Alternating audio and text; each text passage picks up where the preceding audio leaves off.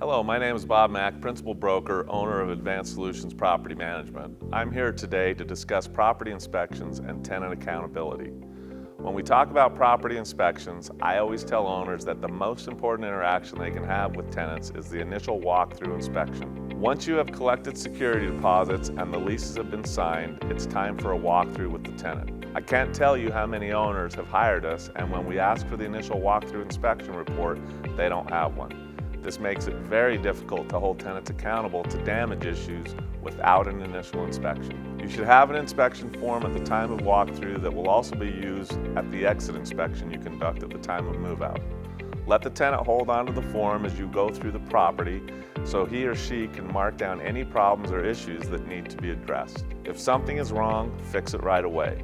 This will really help to build respect and trust between owners and tenants.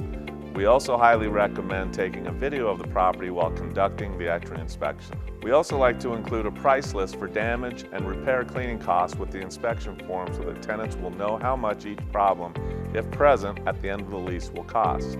During the life of the lease, do periodic drive-by inspections. We like to drive by the properties we manage at least once a month just so we can take a look at it from the street. There are obvious warning signs such as tinfoil in the windows or too many cars parked on the sidewalk or in front of the house.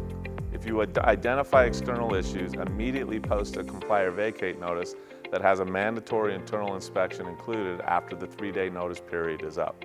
We also recommend conducting regular internal inspections. These inspections are a great way to identify tenant and maintenance issues early and also make the tenant understand that you care about the property and want to give them a great place to live. At the end of the lease, you will do another walkthrough with your tenants. You want to use the same inspection form you used at move-in so you can compare the condition of the property then with the way it looks at move-out. If the property does not look the same way it did at the time of moving in, make a list of all the issues and differences. Also take clear photos of the issues identified as proof. There might be problems with the carpets, scratches on the floor, items left on shelves, or missing blinds. Please note, tenants can only be charged for damage and not wear and tear items. You will also need to get unused security deposits mailed out to the departing tenants within 30 days of moving out. Not doing so can lead to court costs and penalty fees. I cover these topics in other videos on our website. Remember, a good landlord does not try to nickel and dime tenants at move out. Being fair and honest is part of best practices. Landlords who try to squeeze the most out of a move-out charges end up losing in the long run due to lost time dealing with upset tenants and possible small claims court actions. As a management company, we get many calls from frustrated owners who are ready to step away from their rental business.